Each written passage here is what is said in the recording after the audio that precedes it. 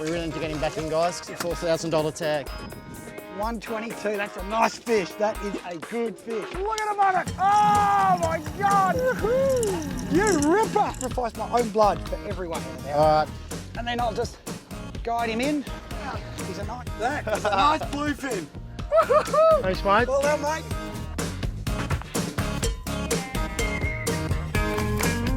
We hit the open road, heading along the south coast to the small town of Bermagui.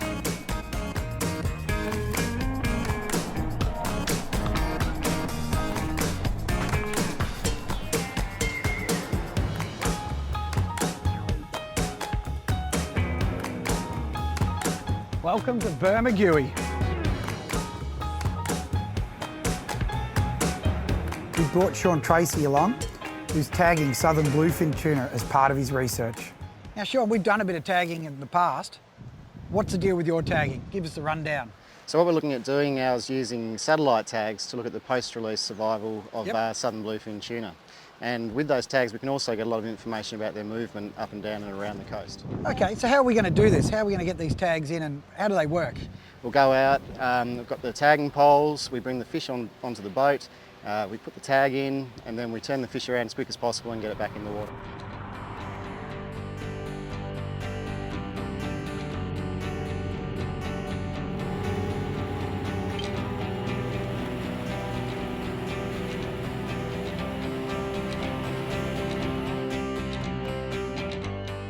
Well, we're 40 miles out, we had the ocean to ourselves, and it's now like a car park.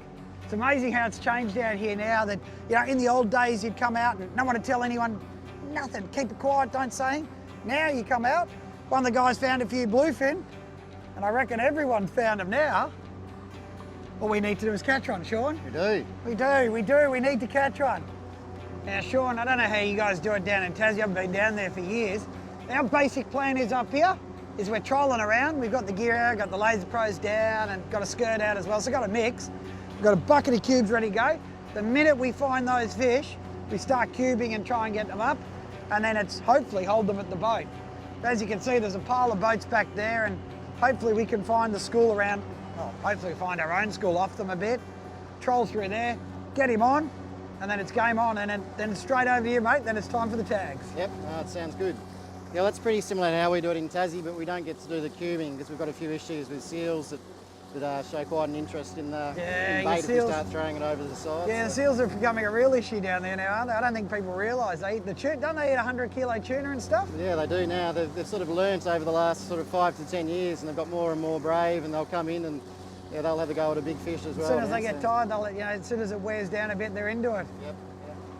Now this is technology. You better run us through this tag so people have an idea, because you look at that and it could come from Mars or something, that thing. Yeah, right. So down this end we've got the anchor, so this basically is what's inserted into the fish. Now obviously some people are a bit concerned, like you're sticking this into a fish. It's, you know, there are some people that complain about it, but I suppose what we're learning from one fish is so vital to the whole population, isn't it? Because you don't just put the one in now, do you? You put two in to try and minimise the impact on the fish, I suppose you could say. Yeah, well there's a bit of a debate on that, whether you put the one anchor in or the two. Basically the idea of having the second anchor in is it pins the tag into the body of the fish. Yep. Otherwise, you know, these things swim around pretty fast, and as they're swimming, the tag basically bores the first anchor point, so that you probably end up with more damage by just having the single anchor than putting that second hole in. And it really is like a piercing at the end of the day, isn't it? You know, for them, just a bit more hanging off their ear, I suppose you could say. Yeah, that's right. Well, we just got a bite. Hit the one skirt we had out, ironically, out of the whole spread. And I don't think it's the right stuff. Staying down deep. Here he comes up. I'd say he's an albie, a little bit of colour there. And it's an albacore. Mind you, at least it's better than nothing. We're on the cold side. We came down, we moved down on the other side of the break, and we came down and found there was a bit more bird life, and there'll be bluefin here somewhere. At least there's albacore in here. Now the only problem is, this isn't what Sean wants. Bring it on board, we'll do the bloods. Ah, there we go, we can still do the blood. Here we go. Just drop him down on the... There we go, buddy. Run him across the tape there. Sorry? On the tape. On the tape, so we measure him. So what we'll do is put the hand over the eye, like so. That means he relaxes a little bit more. What he's doing then is he's putting it in down in on the lateral line, which is a bit of blood in there. And then once we find out, what we're doing is trying to work out the stress levels on the fish. It's good to go. Let this little guy go then. So I'll let him go. He can swim off. There we go, buddy. Beautiful.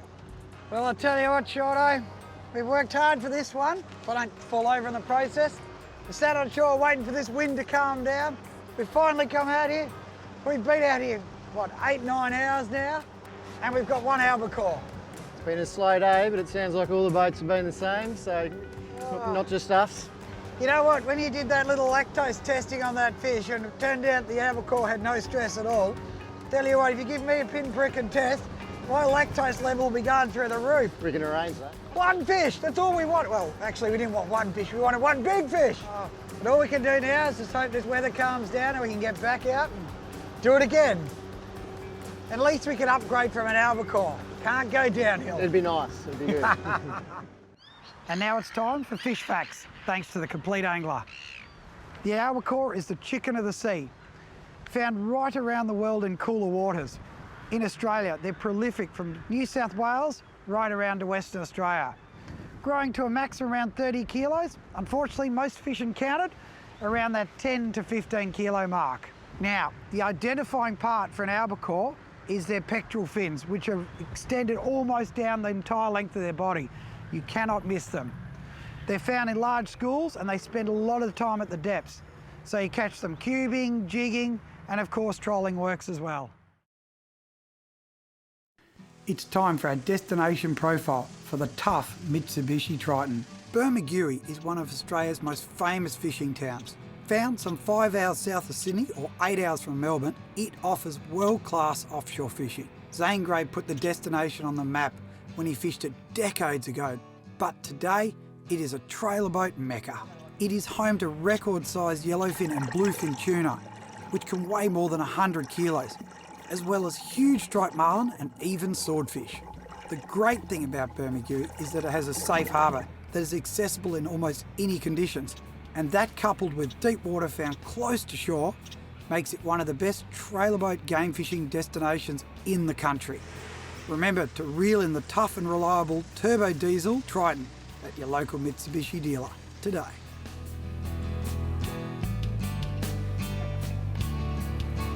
A couple of days of bad weather saw us stuck on shore. Then finally the weather came good and we headed out at daybreak in search of the elusive bluefin.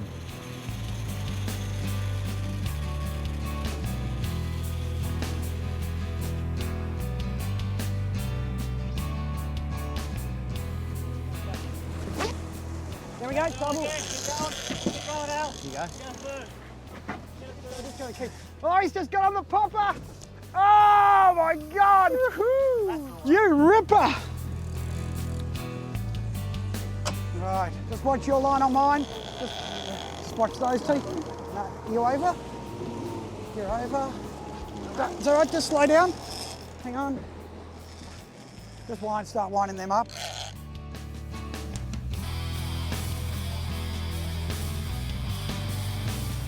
I'm ready when you guys are. Okay, we'll bring him up then. We worked so hard for this. It's a bit bigger than I thought. Ugh. Okay.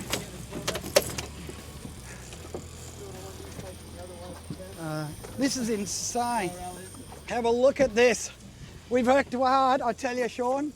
We've worked hard for these ones. He's got that, and you can see the tag just going in here. I'm holding him down for you, beautiful. He's locked it in.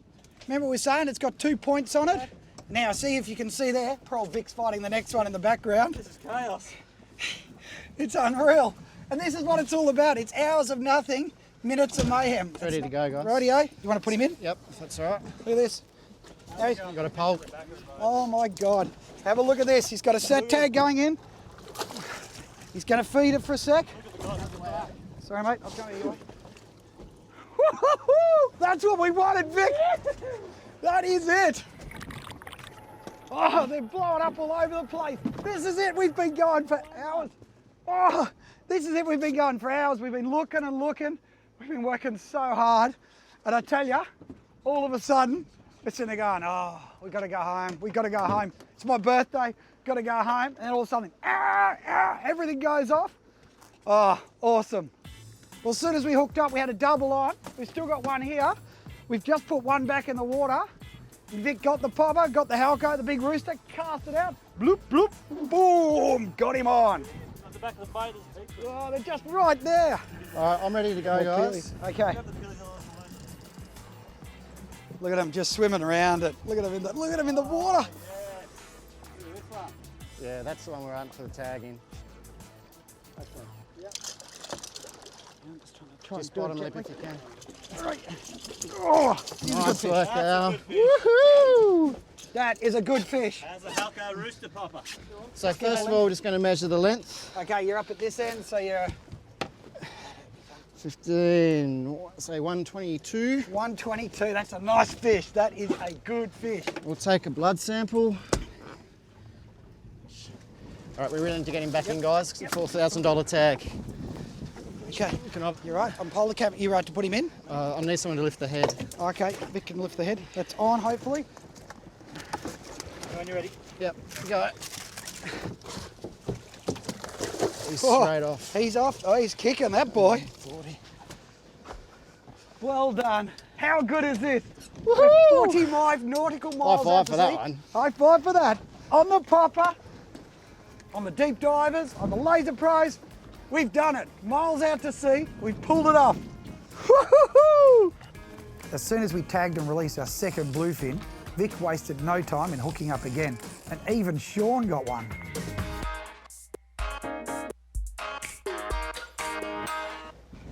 I tell you what, as you can see, it's a bit of chaos here. Vic was straight into it. Put the popper out there. How good is this Shimano gear, Al? I'm just loving it. That's a curve on it. This is what it's all about. We've done days of working hard and we're struggling. We're just about in tears, you know. And then all of a sudden, it goes, quick release for that one. So he's out of the way. And now we're straight on to the next one. Better boating tips for Hella Marine. When running offshore, always tell someone of your plans. Keep in contact via radio or satellite phone. Always monitor your fuel consumption. Nobody wants to run out. Check out hella.com.au to check out the latest marine catalogue. Environmental tip, thanks to Club Marine, Australia's largest insurer of pleasure craft. Satellite tagging of bluefin has produced some really interesting results, but most importantly, that they're surviving catch and release. And what we found is that if you look after them, they do survive. So don't drop them on the deck, get the fish up, look after it, tag it, get it back in the water quickly, and that way it'll survive.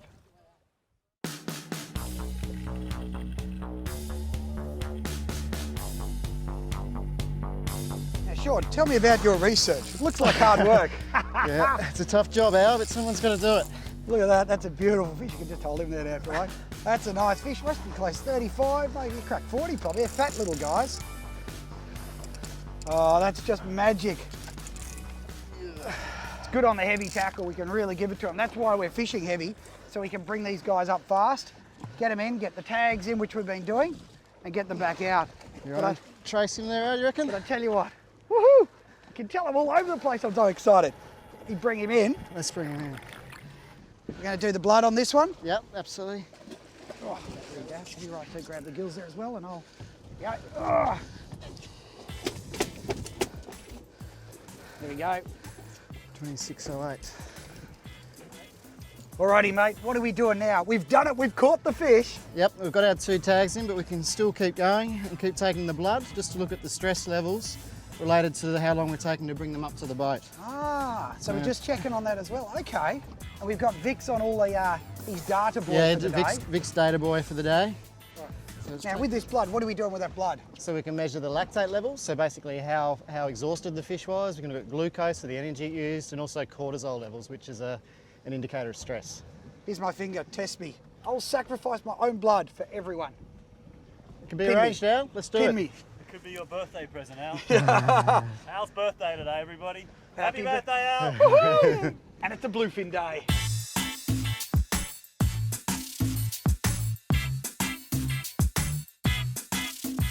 All right, Al, so we've just measured the stress out of those 3 fish we've landed. The most stressed fish had a lactate level of about 10. Oh, so now, so people understand, a lactate level, that's not just stress, is it? That's exertion, is that? Yeah, is that's it exactly right. It's like lactic acid build-up when you start running.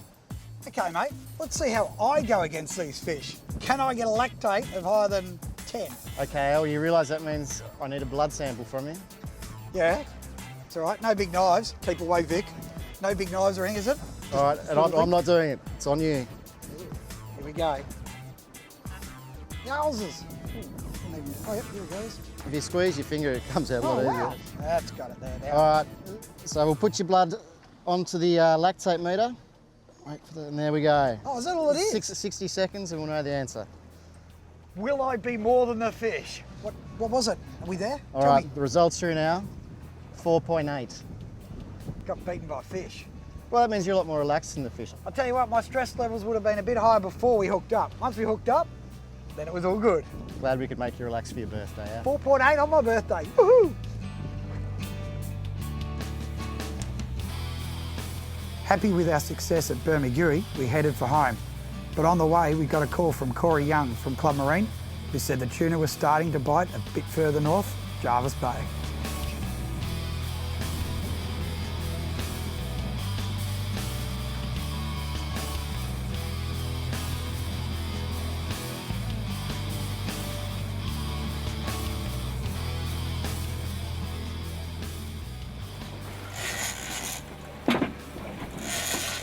On the short one, work him up.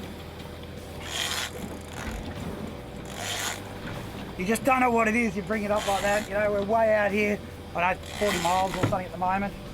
And we have got, for the lucky draw, Albie by the look at it. Oh, nice Albie. Swinging under here.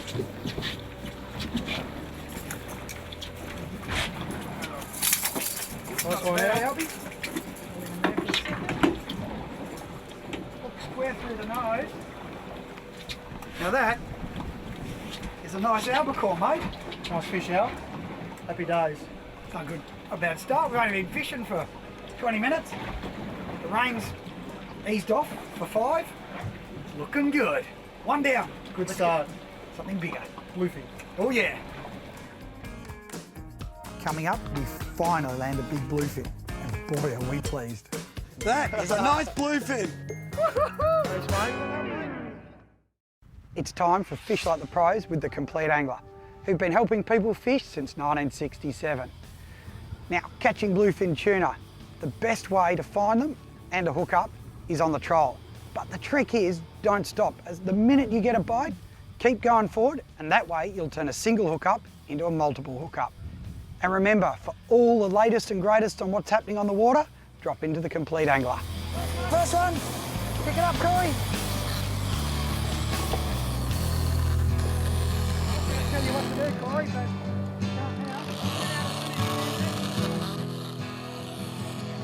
double hookup! Woo-hoo-hoo! And just start winding those other. Come back. Come back. He's bloody, big bloke.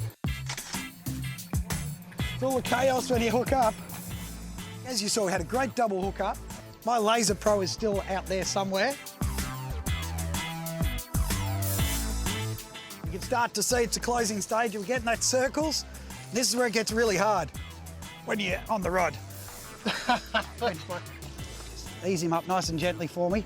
What we want to do is we want to pinch it up nice and slow, just get a couple of winds so you're at the tip and ease your drag down.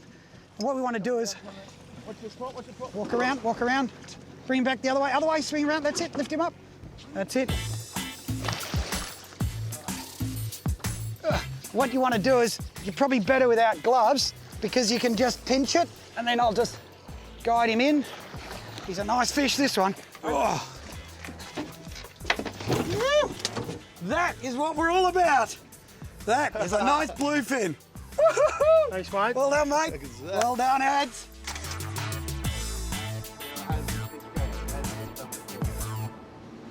Well, mate, we got you one. We promised it. We got you a damn good bluefin. How did that feel? Mate, fantastic. It's probably the biggest one that I've ever caught by far. It's sensational. You said early this morning we'd get one, and you put us on the spot. Turn that head around. I tell you what, persistence, it pays off, and you end up with an awesome fish like this. You bloody ripper, mate. Very well happy, done. Al. Thanks, mate. Club Marine's tips of the week. Firstly, when the tuna are on, drop everything and go. Secondly, troll to find the fish. And finally, when you find them and you hook up, throw some pillies in and get those fish fired up.